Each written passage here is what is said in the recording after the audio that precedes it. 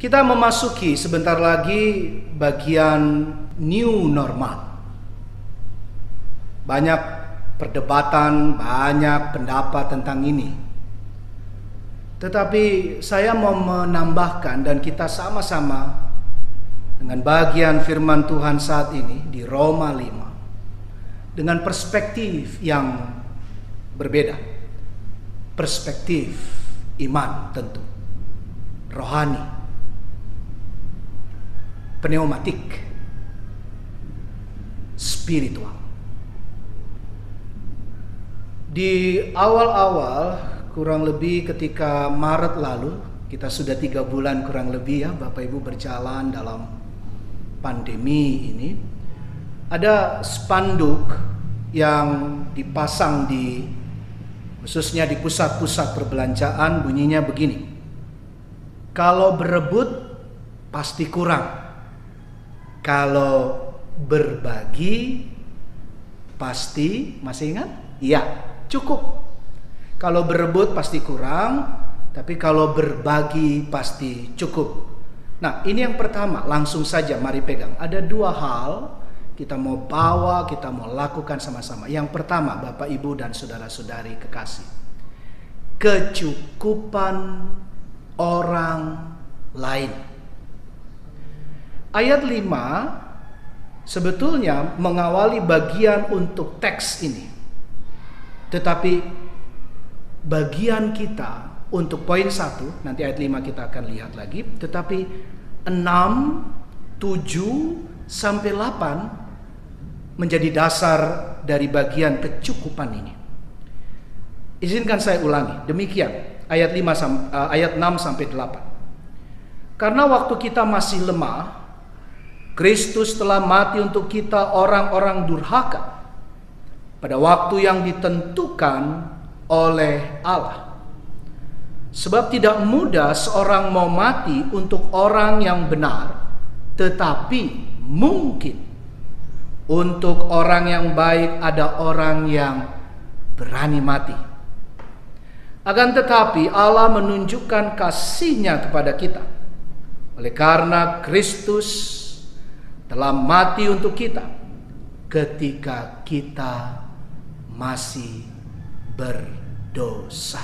Sekali lagi, ketika kita masih berdosa. Jadi bagian teks ini Bapak Ibu, bagian kekuatan akan iman, bahkan kalau kita boleh maknai langsung, sumber dan isi, bahkan kelebihan, bahkan kekayaan, bahkan kalau kalimat dari Rasul Paulus kepada jemaat Roma, kemegahan iman kita, kemegahan keyakinan percaya kita dalam Kristus adalah kasih karunia, grace, kasih karunia dan kuasa Allah dalam penyelamatan Tuhan Yesus Kristus. Kita yang berdosa diselamatkan, Allah menyelamatkan, kita diselamatkan. Kita yang kurang dicukupkan, bahkan lebih lagi mendapat kemegahan itu. Kalau dalam peristiwa salib di Bukit Tengkorak itu, salah satu kalimat dari Tuhan Yesus Kristus, Tuhan dan Juru Selamat, adalah tetelestai. Tetelestai artinya kita sudah kenal, sudah selesai. Sudah selesai menjadi bagian yang makin tajam pemaknaannya dengan cukup bagi orang lain.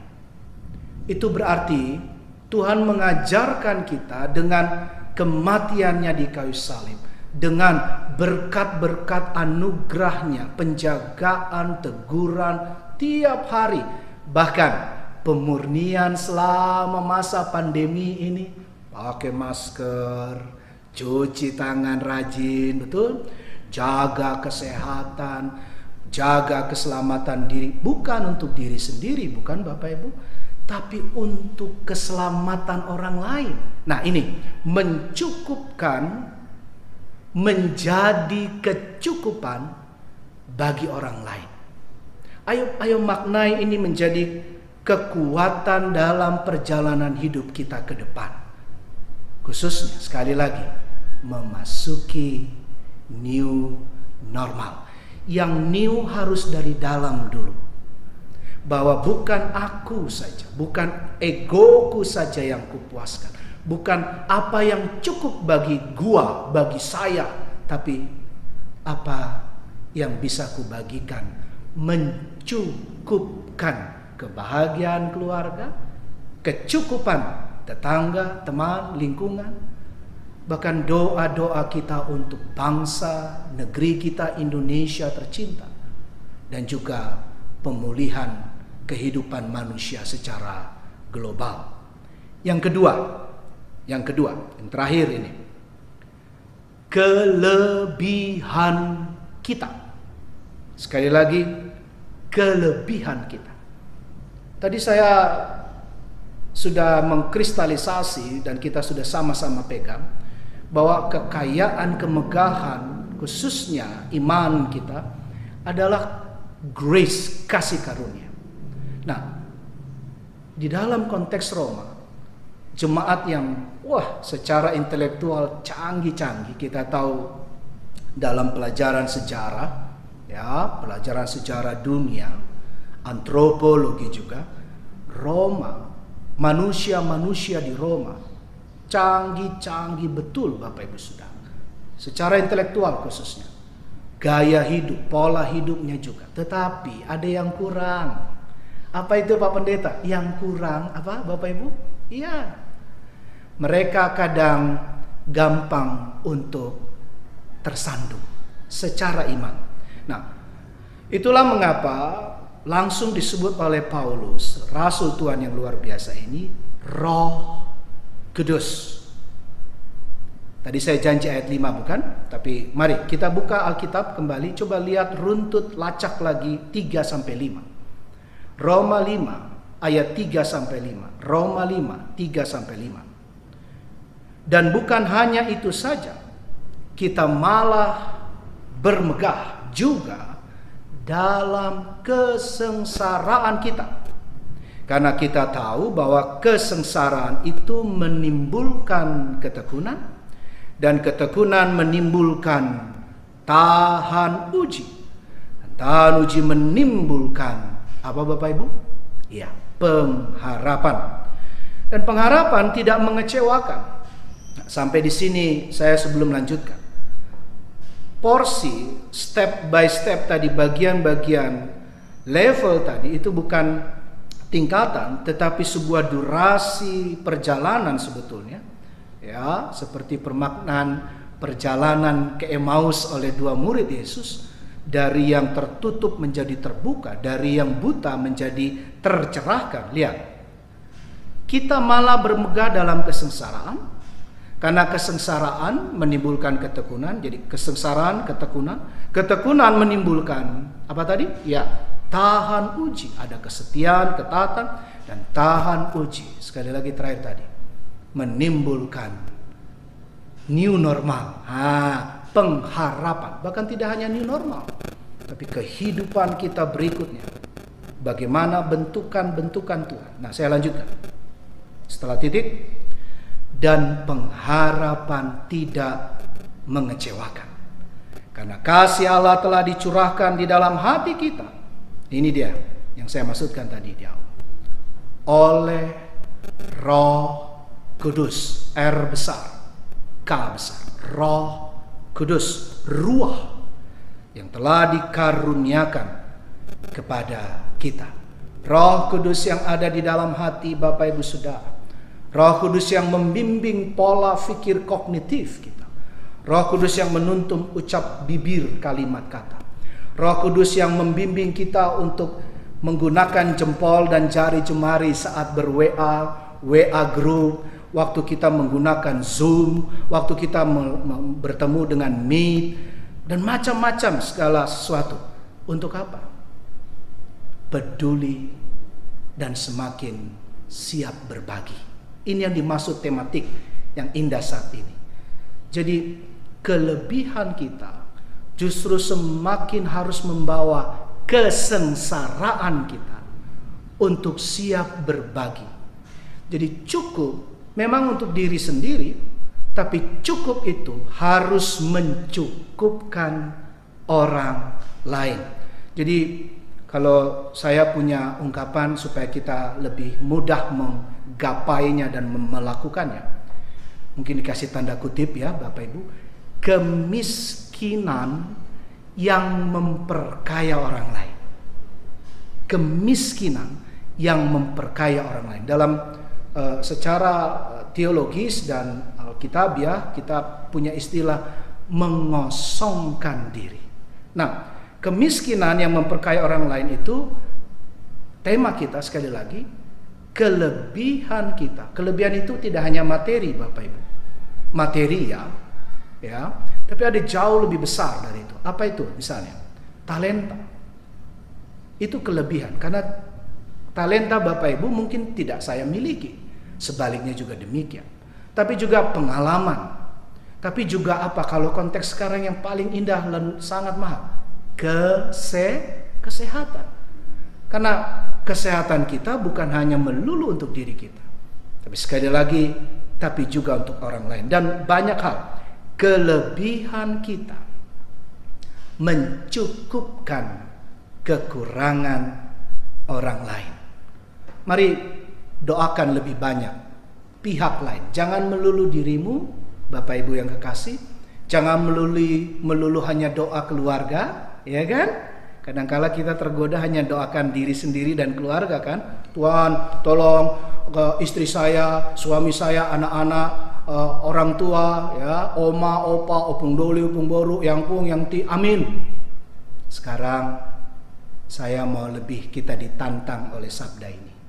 Mari, lebih banyak juga, selain doa yang tadi, lebih banyak juga doakan. Tentu sudah dilakukan mungkin juga dokter, perawat di rumah sakit. Dan tidak hanya dokter perawat yang sering kita sebut sebagai garda terdepan itu. Para cleaning service di rumah-rumah sakit. Para yang memasak, menyediakan makanan kepada para pasien di rumah sakit. Juga kepada TNI, ya, ABRI, di dalam dinasnya yang memasuki new normal ini bersama kepolisian juga akan lebih dilibatkan, bukan untuk menakut-nakuti kan, tapi untuk memberi kemampuan bersama-sama kita diingatkan disiplin, tegas pada diri sendiri dulu untuk keselamatan orang lain juga. Berdoalah untuk Indonesia. Berdoalah untuk kota kalau firman Tuhan, tapi berdoalah untuk Indonesia. Berdoalah untuk pemerintah, untuk rakyat kita. Tantangan makin besar. Berhenti berkeluh kesah. Memang berat. Oh, semua naik, harga naik, ini naik, itu naik. Semua saya nggak usah sebut. Nanti kita jatuh lagi dalam sungut-sungut. Tapi ingat, belajarlah untuk memasuki new normal dari dalam hatimu. Kita tidak tahu besok apa yang akan terjadi. Semua masa masih dalam peralihan. Bulan-bulan ini sebetulnya bulan-bulan yang penuh kerawanan lebih besar daripada yang sebelumnya. Bukan berarti yang 3 bulan kemarin tidak penting. Sangat penting. Banyak pelajaran dari Tuhan. Banyak hikmat dari Tuhan. Tapi lihat, 1, 2, 3 bulan ke depan ini percis seperti tema dan firman Tuhan yang kita dapatkan dari Tuhan ini. Puji Tuhan, kita justru makin dimurnikan lebih ekstrim lagi, lebih kuat lagi. Apakah aku mau seperti kuda yang selama ini dikerangkeng, dikandangin gitu ya Bapak Ibu, ketika dibuka kandangnya lalu wah, atau kita tetap dan bahkan makin rendah hati, makin sabar, makin boleh lemah lembut, makin mau dibentuk. Itu tadi, apapun kelebihan bukan untuk kesombongan. Talenta, pengalaman, bahkan kekayaan Bapak Ibu Saudara dan semua kita bukan untuk jumawa, tapi justru makin cukup, mencukupkan diri dengan mencukupkan orang lain. Jangan lupa Bapak Ibu Saudara, cuci tangan ya, walaupun nanti sudah mulai peralihan ke new normal. Kita juga gereja-gereja di banyak tempat sedang membicarakan persiapan demi persiapan. Kalau nanti gedung gereja dibuka lagi, kita bisa beribadah lagi ya, seperti kita di sini juga nanti indah pada waktunya. Kalau saya tambahkan dikit, lebih indah pada waktunya. Kenapa lebih indah? Kita tetap membawa hal yang baik yang kemarin, tapi ditambah lagi untuk lebih peduli berbagi bagi keselamatan orang lain, mencukupkan orang lain, bukan mencukupkan diri sendiri. Cuci tangan, masker, ya kan? Jangan berhenti untuk jaga kesehatan, vitamin, ya, yang sering jemur macam-macam, ya.